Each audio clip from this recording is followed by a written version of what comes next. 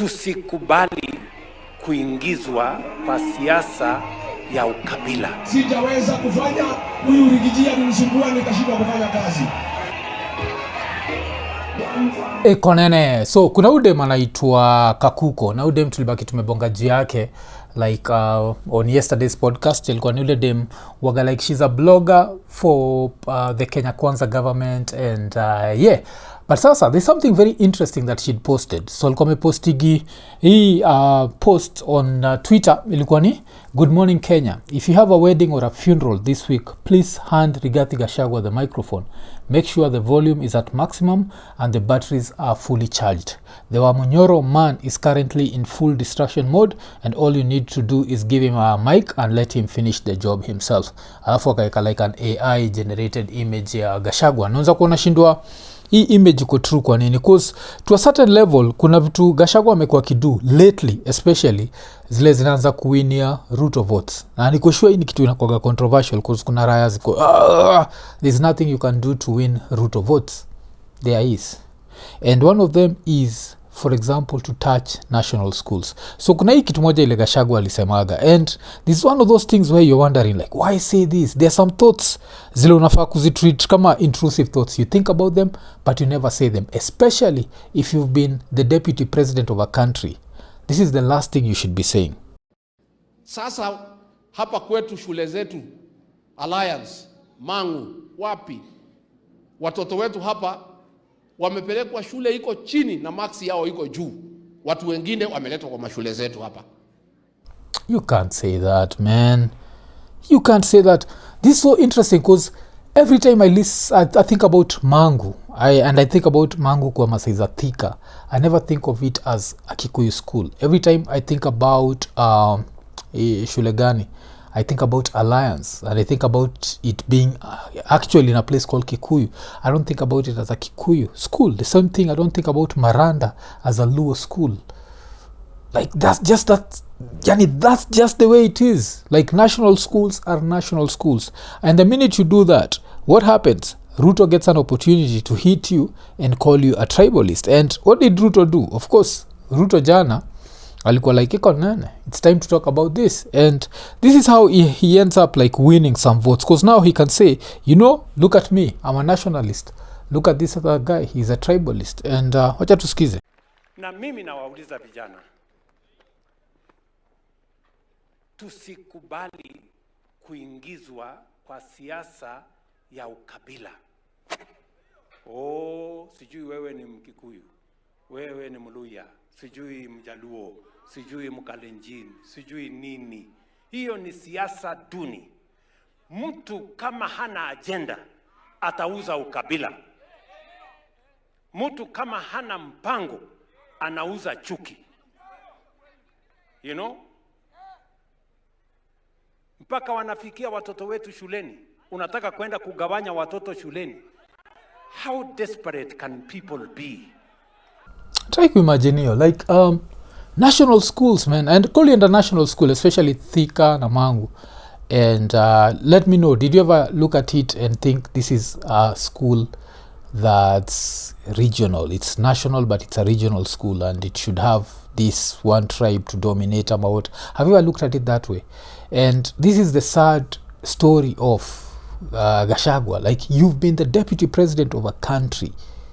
You have to know how to get intrusive thoughts and keep them there, keep them inside, don't let them come out. But with Rigathi Gachagua, like every thought that comes, he has to spit it out. And every time that he spits it out, ukiona kama your clip ya chuo, it was a 15-second clip. Because that's how people are going to cut it. No one is going to wait for context. But then we're still there asking ourselves that, why do we even need to have these 15 seconds? That's controversial. And with that, Ruto gets a chance. And of course, Ruto is a politician. So what will he do? Let our children be. Let our children learn. Those children are Kenyans. Wherever they come from, whatever community they belong to, they are our children, the children of Kenya. Ni mnanielewa? Tafuteni agenda, wachana na ukabila, na chuki, na fitina, na propaganda. Tafuteni sera ya kutangaza kwa wananchi wa Kenya. And this is what I'll say, like nikiwa mtoi, kuzikiwa mtoi, like especially ukiwa primo, it reaches that age, I think, I'm at that class, ukiwa around class 6 hivi, I'll say even from class 5, you start being asked like what school do you want to go to, and I remember you have a few options. So number 1 itakuwa maybe Alliance, number 2 ikuwe Mang'u, number 3 ikuwe blah blah blah, number 4 ikuwe Starehe, number 5 ikuwe be. So mseka mimi nakumbuka ilikuwa hiyo process of elimination, then ikaangalia because of my family situation, the school that I could go to, the school that we could afford was Starehe, so nikeka Starehe hapo. But was Mang'u in my list? Yes. Why? Because Mang'u ilikuwa the school of, do you want to be a pilot? This is the school that you need to go to. Did I think of Mang'u as something that was not a national school, that was a regional school? No. And this has been since siku za Moi, tumekuwa tukijuanga Mang'u is a national school. So for Gachagua to say this, it goes back to your shit here. Every time this guy speaks, he ends up giving everyone else votes. Na utacheki hata saizi the reaction to this video utaona haitakuwa from a national perspective, itakuwa from a tribal perspective, and that's what Gachagua does, and that's his greatest kuna kuagana kitu kama hiyo, greatest Achilles heel. And so what happened, pia Gachagua mwenyewe alibaki ameenda Masai za Nyeri, and akiwa Masai za Nyeri umechiki ule Ruto anajitetea, anasema that Gachagua hana agenda, because agenda inakuanga tu ni kasongo, this kasongo that, which I understand.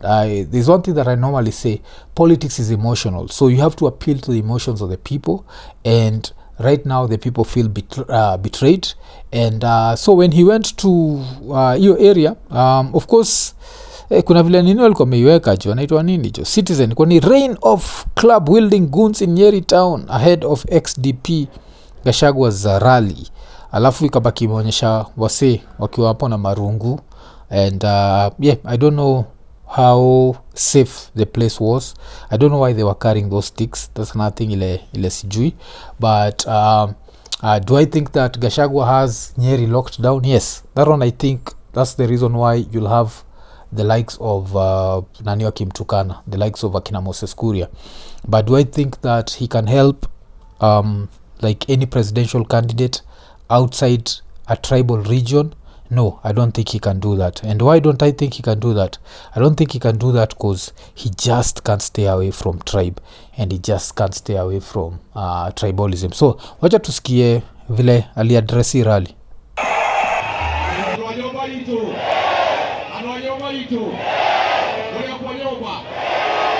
Nikasema mwaka mpya nisalimie watu ya nyumbani. Nyeri wewe! Nyeri wewe! Baba Ruto! Wewe Kasongo! Wewe Kaongo! Wewe Zakayo! Wewe Mwizi! Wewe Kedenji! Wewe Ruto! Wewe Kasongo! Wewe Kaongo! Wewe Zakayo! Wewe Mwizi! Wewe Kedenji! Damn, nachekio, mwizi, kidaji. Alafu hapa I think alibaki amerepeat ile story yake, upendaga sana. Hii story ya vile Ruto ingizaga say box na religion. Najua, ile mwadhani. And you can't blame Ruto. It's something that works. And yes, since it works, you can keep using it. There's a certain clip niliona ya Prophet Uhuru where Prophet Uhuru is preaching na naambia say that amechange blood group ya mtu. And you see the average Kenyan will actually believe that's possible. The average Kenyan will think nothing is impossible in the hands of Jesus. So that means that someone can pray for you mpaka blood group yako i-change. Why do we need blood banks? I don't know, man. We can just pray about it. So if when Ruto decides to use that religious tactic, I understand. Yeah, but tuendelee. Kuja hapo na ile ujaja yake aseme watu ya Nyeri mwadhani agocwo Kaine mwega yeye sione. Akasema sasa ndio nikimalizia mumchekeleni nikisema Singapore. Nyinyi watu ya Nyeri najua ni mwaidi barabara, nimechelewa kidogo, mpango wa kuingia na contractor aliniangusha kidogo. Mimi najua niliahidi nyinyi kuweka nyinyi pesa kwa mfuko, sijaweza kufanya. Huyu Rigiji alinisumbua nikashindwa kufanya kazi. Hiyo sura zilikuwa zile za za Uhuru. Uhuru alikuwa anatoa zile za amesumbuliwa. So Uhuru had two ways. At some point ilikuwa amesumbuliwa na Raila, that's why he is not able to bring the development he wants. And then after Raila ikakuwa anasumbuliwa na Ruto, his deputy, and that's why he's not able to bring the development that he wanted to bring. So yes, that's what Rigiji anasema, that Ruto will end up saying akitupeleka on our road to Singapore. Watu ya Nyeri, ile mambo yote niliahidi nyinyi bado. Mpango nilikuwa nayo ilikuwa jua kali kidogo, haikuwa mzuri. Lakini sasa nimeketi chini na wataalamu, nimepanga vizuri. Watu ya Nyeri, mkinipatia miaka 5 nitafanya Nyeri ikuwe kama Singapore. Kasongo aende asiende? Ni muongo si muongo? Yeah, Kasongo aende asiende? Aende.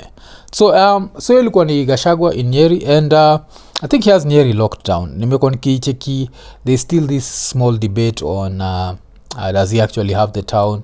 A lot of people at the region, a lot of people like akina Moses Kuria, then kuna wa Mushomba, who want to convince themselves that it's not about Rigiji, it's about Rigiji. He already has it locked down. It's just one of those things where politics is always emotional, and since it's emotional, people will always vote along that emotional thing, where if this leader makes me feel some sort of way, then that's the right leader. So Ruto on the other side, alibaki ameenda event, alafu event ilikuwa interesting cause aliamua kutumia ngoma ya Yani. Sikuzi ngoma ya Yani jo inatumika jo, mchikijo akiwa hapo jo, donjo maber donjo, but so wacha tusikie kile alikuwa anasema. Vijana hao, Kenya hii iko na propaganda nyingi.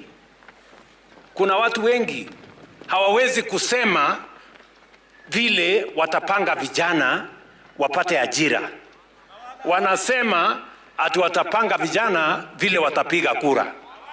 Sasa mimi nataka nikuulize wewe, husemi ya kwamba unapanga vile vijana watachaguliwa? Hapana, unasema wewe unapanga vile vijana watakupigia wewe kura.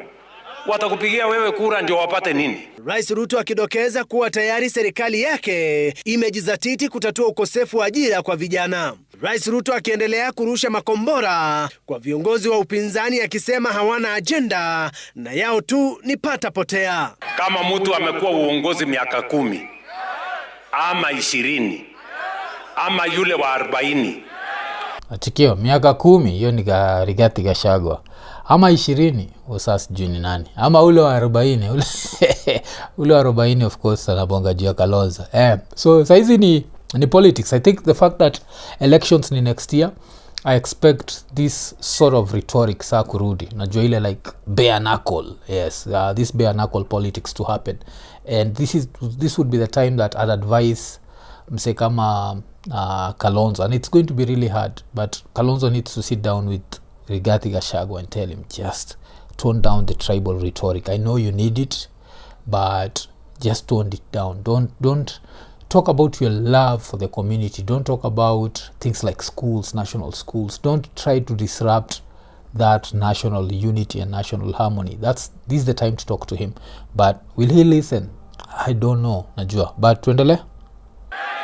Na hana track record ya kufanya kitu yoyote. Sisi tutacheza na kamari na mtu kama huyo? Ati tufanye siasa ya guesswork? Ati pengine amepata ujuzi hapa, amekuwa mwerevu all of a sudden?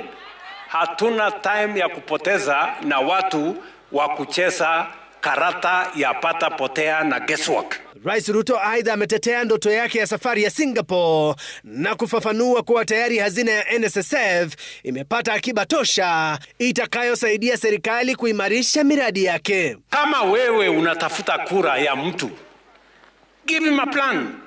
What is in it for them?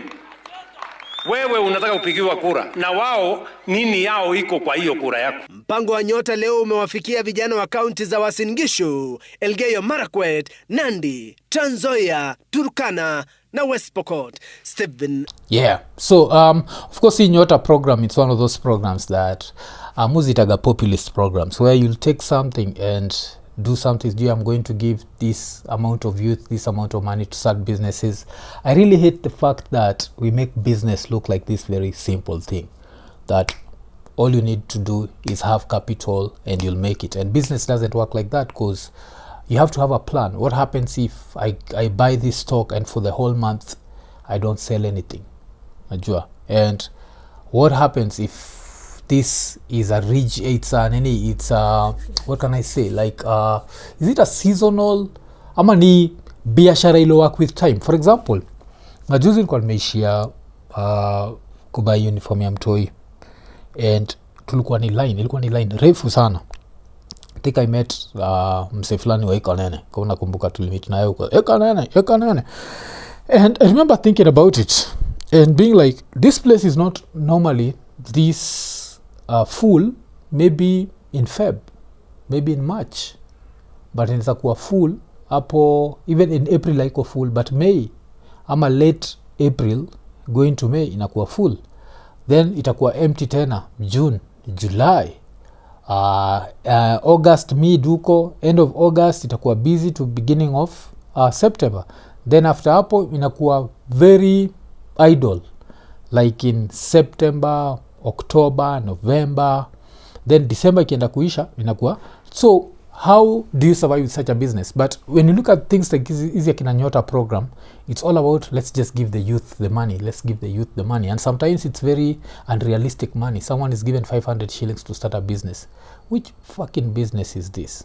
And when you tell people that it's impossible to start a business with 500 shillings, msana za kuambia, what if uende ununue miwa za 500 alafu uende uziuze, alafu by kesho uko na 2,000, then 2,000 uende uuze, by kesho uko na 4,000. Wewe ni mara ngapi umepita na Raila nauza nini, naitwa nini hiyo, miwa ukaiangalia tu na ukaipita?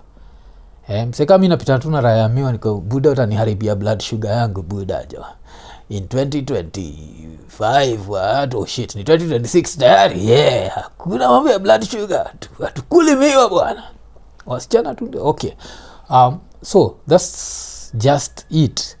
But we make business look like this very simple thing that anyone can start, like najua unzaamka tu pap umeanza biashara and it's successful, and there is no that doesn't work. And as I keep saying, even with business, you need to be able to survive that point or that time when the business is not making any money.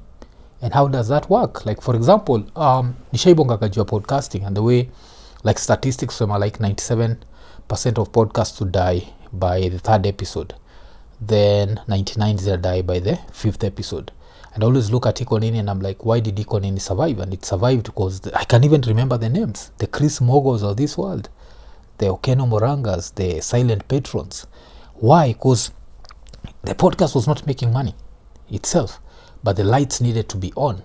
So we got these supporters, but the average Kenyan supporter kama unauza miwa hautakuwa na hiyo support. Like utakuwa na mse random mtu atakutumia do ya kuencourage uendelee. So when you look at that and when you criticize hiyo, like all this bullshit about hustler fund, this is a wastage of money. We can use this 50 billion to do something that would turn this country into something else. 50 billion, for example, is enough for us to come up with emergency centers. Like if we were to invest 1 billion per county, that would cost us 47 billion. And we'd come up with emergency centers za easy road accidents tuko nazo. We'd come up with an emergency response team. We'd come up with, and all this would create jobs. And in the process pia, we can come up with like better, maybe use automated equipment ya kucheck speeds za watu, and to make sure that we have less road accidents. So all these things are possible. But when we're always thinking about these populist ideas that are full of shit, where let's give them this amount of money so that they go start a business. And what sort of business am I starting with 500 shillings? Alafu kuna msata kwa like, mwafu nafikiria hivyo. The cost of living right now in Kenya is super high. There's no way we can say that you can start a business with 500 shillings anywhere in Kenya. Why? Because what's the price of unga? Like at the end of the day, kushamaliza hii job, when you go to the house, what are you going to eat? Unapata this 500, if I need a loan of 500 shillings to start a business, that means that most probably I don't even have food. So I'll get this 500 and I'll decide wacha ninunue unga, alafu ninunue mboga. Tayari sasa nishamaliza 200, nimebakisha 300 shillings. Ekonene. So the festive season is here. Na Lemfi wako na a very great offer kwako. Baki umesign up ukitumia the promo code EKONENE, and on your first transaction ya $50 ukisend home unabaki umepata a $20 sign up reward. Najua $20 sign up reward on your first transaction of $50 only. Why? Because it's the festive season. Baki umechangamka, tumia promo code EKONENE, ingia Lemfi. Why? Upate the most competitive exchange rates. Alafu pia inakuwaga ni chap like transactions ziko instant. Changamka haraka, Lemfi, international payments for everyone. EKONENE. Tricky. So it's really tricky. But tukitoka hapo wacha tuangalie story nyingine. Kuna msanii anaitwa Aladwa. Aladwa alikuwa ameishia, ilikuwa ni NTV. Alafu the whole debate ya Junet na Suna ikabaki imecome up, and it was sad to see him talking about the 2022 elections, because the way he was talking about it makes me very scared about the 2027 elections. Because what if Ruto decides to say EKONENE? What would happen? Wacha tusikize. Hakuna mtu alikuwa anatarajia kwamba Suna siku moja atazungumzia kile ambacho kilifanyika mwaka 2022. Anasema yule ambaye alitikisa meli ya ODM na hamko kwenye serikali siku ya leo ni Junet Mohamed. Wewe unakubaliana na haya masuala sababu wewe ni kiongozi wa hapa Nairobi? I think kwanza nataka kusema happy new year. Happy new year. Mimi kwanza nataka kushukuru kwa hii mwaliko wa nation. Asante. Siwezi chukua kiurahisi. Asante. Mimi naitwa Aladwa, nikiwa mbunge wa Makadara, nikiwa mwenyekiti wa chama vile mmeelezewa. Nadhania katika hiyo swali ambayo umeniuliza, uchaguzi mkuu uliopita 2022, nadhania hizi lawama ambazo zinapita hazipai kufita kwa viongozi wetu wa ODM, kwa sababu tulikuwa na the sitting president ambaye ni Uhuru Kenyatta, na alikuwa na uwezo wote wa kumake sure kwamba baba amekuwa president wa nchi hii. Kwa hivyo haya mambo yanapita madogo. Matikio part that the president alikuwa Uhuru Kenyatta na alikuwa na uwezo wa kumake sure that Raila became president. So basically kile Aladwa alikuwa anasema ni Uhuru should have been like EKONENE. I don't care what the numbers say, this guy is the president, and that's not what we want. Because right now Ruto is president, and if you have to use this reasoning, then Ruto should just say, you know what, I'm the incumbent and I'm staying on. So when you hear these guys talking, sometimes, especially when you see, intrusive thoughts, they're thoughts that you're supposed to think about, but you should never let them come out of your mouth. But I say wanaga that, like, I don't know what, ni situational awareness. Like, you know what, at NTV, this is a national broadcaster. This video is going to be shared, and it's going to be watched by millions live, and then eventually it's going to be on social media. And itakuwa kwa Twitter, itakuwa kwa TikTok, itakuwa what, and even might end up on some random dude's podcast when he's reacting to it. So yeah, but wacha tuendelee. Nadhania mimi kwangu sioni kama ni ya maana. Ya maana ni kwamba tulikuwa na the system ya serikali na tulikuwa sure kwamba baba atakuwa president. Kukaenda vile kulienda tu kuelewa. Sasa ya magomvi ya ma agents ya manini, hiyo sasa sioni kama inaweza kuwa ni inatupatia mwelekeo mzuri. Lazima turudi tufanye ile audit ya hiyo uchaguzi na tuone ni wapi tulikosea na ni nini tutafaa kufanya 2027. Kwa hivyo hayo magombano ya hapa na pale, nadhani kwa hii chama kila mtu ana haki ya kuongea, na kulikuwa na kila mtu wakati hiyo election alipewa nafasi ya kufanya kazi yake. Kuna yule alikuwa amesimamia agents, kuna yule alikuwa amesimamia kitengo hii, mwingine ameambiwa afanye hii, na sisi wajumbe pia tulikuwa nangangana pale chini kumake sure tuna ma agents wetu katika ward level, katika constituency level. So haya malalamisho sahihi ambazo yako ni maoni kila mtu anafaa kutoa. Nasikia Kiswahili malalamiko sahihi ambazo yako. Damn, you haina mix up hizo I don't know kani vitenzi ama what. Alafu nachikivila na downplay agents, especially ikikam to kitu waga interesting na ODM MPs is when it comes to their own agents, they're very serious. But when it comes to the presidential, they never care about if the president or their presidential candidate has agents. Acheki, and maybe this would be their ultimate class if they end up working na Ruto. This would be their ultimate class in learning about that, because now Ruto ataonyesha like this is how you're supposed to do it. Because say utachiki akibonga juu ya agents na bonga juu yake like this, But it's something very important. Why? Because we are not that honest society. Because if we are an honest society, place kama Japan, mshaisikiaga vile how votes are counted in Japan, where you'll have Mwafrika, and Mwafrika takes 10% lead. So, and the other rival ule yuko less than 10%, ana count votes zangu, mina count votes zake, ana count votes zetu, alafu atasema unajua this person this got number of votes, this other person got this number of votes, and then that's the level of honesty. Kumbuka nikipatia the story like something that happened in 2025 where the toll stations were not working and Japan decided to open up all roads, no paying tolls, was wakaenda home. Then the next day the people themselves decided to pay. If that happened in Kenya, it would be a holiday. Hapa Kenya, what happened? Ile time Raila lidedi, expressway ilikuwa free. Unafikiri kusitu unajua nilitumia expressway free, sikuja, hakuna mtu alikuwa na hiyo shughuli ya kwenda kulipa baadaye. So agents are very important. Why? Because this society is not honest. That means that there has to be someone who's watching out for you. But tuendelee. Lakini ukweli ni kwamba tulikuwa na President Uhuru Kenyatta na the system. Kwa nini hatukushinda? Aladwa, unamlaumu rais mstaafu Uhuru Kenyatta? Namlaumu sana kwa sababu yeye alikuwa na kila kitu ya kuensure amepatia baba uongozi. Kwa hivyo sisi hata tulipigwa na butua kuona kwamba Bomas of Kenya baba kutangazwa. Kwanza baba mwenyewe hakuruhusiwa hakuwa Bomas of Kenya, bali kulikuwa na matangazo yake ya urais uchaguzi. Kwa hivyo na tulishindwa kwa nini yeye hakuwa pale na Rais Ruto alikuwa pale. Sisi tulipigwa na butua. Damn, enyejo. Kiswahili si mdomo chetu. But tunacheki hapa. Hii time yote ya au kubonga that walikuwa sure. Na hii kuwa sure about the system is also something that affected voter turnout in a lot of ODM strongholds, because ilikuwa like we don't even need to vote because this guy has the system. And I always talk about going the extra mile. You should never get too comfortable. Majuzi nilikuwa kwa podcast ya boy anaitwa Gato, and was the people who attended live there wali understand like I was understand like how like my work ethic vile waga, and I was talking about how you always have to push yourself to the limit. You always have to reach that level where you're like, damn, I've put in 100%. I've not put in like 80% or what.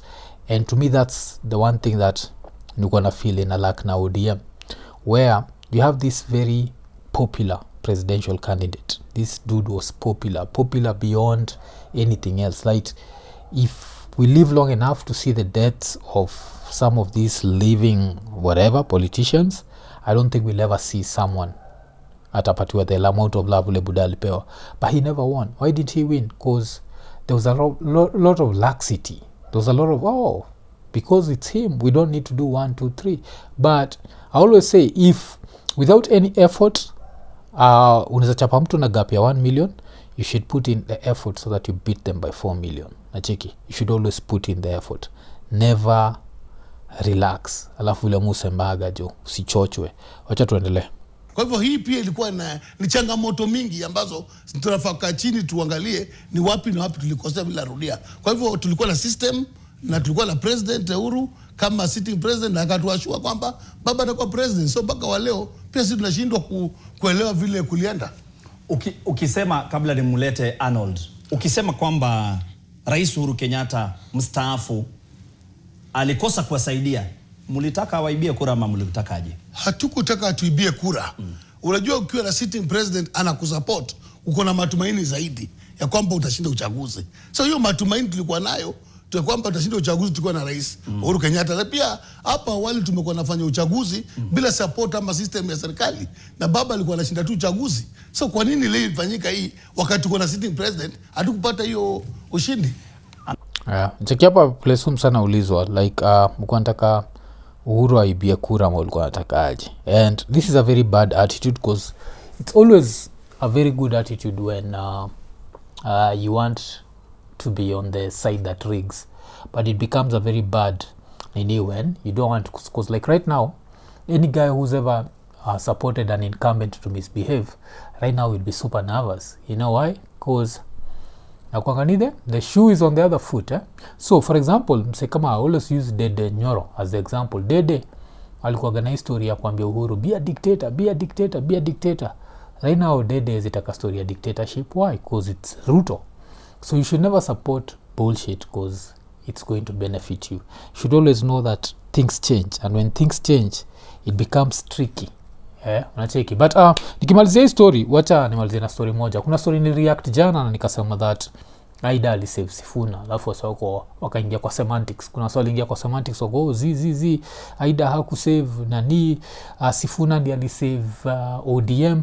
But I think sometimes it's good to hear it from another different person. So wacha tusikie the version ya Kioni. Came to my lips. If Mama Aida had not intervened yesterday, and I have not talked to anybody, but this is my experience. If she had not intervened yesterday and stopped the shenanigans within ODM, this country would be very different today. Why? Why? It was going to be the real beginning of the end of ODM. Kicking out Sifuna from ODM is splitting that party into pieces. So yes, so she's the one. Okay, I guess that means that she saved ODM, but she also saved Sifuna, because it's very easy, and this is one thing nimekuwa nikisema hata jeu buda anaitwa nani Babu. Like it's very easy to say I'd go it alone, but sometimes you need that machinery. So I guess maybe both can be true, that by her stopping Sifuna from being expelled, she saved Sifuna, and in the process maybe Sifuna saved ODM. But it's tricky because if you look at wase kama Joho by jana alikuwa nabonga juu ya the fact that ilikuwa nini, Joho alikuwa nabonga juu ya 10 bila break nacheki. So that means that say wako na Ruto, na kama wako na Ruto inamaanisha that that's a faction of ODM that's still with Ruto. Then ukiangalia the Luo Nyanza side is still with Ruto, so ODM can still survive, maybe not in the way that we think. And but yeah, I don't know. But kama kawa niambia hapo kwa comments, should we make national schools to be regional, so zifike level mpaka lazima zinafundishwa tuna the local language. So unaenda Maranda unasikia uchio umeamka, ama unaenda Mang'u and Alliance unasikia terere. Is that what we should do? Should we go the Rigathi way, ama should we strive to make Kenya? Let me know. Good morning. Eko nene.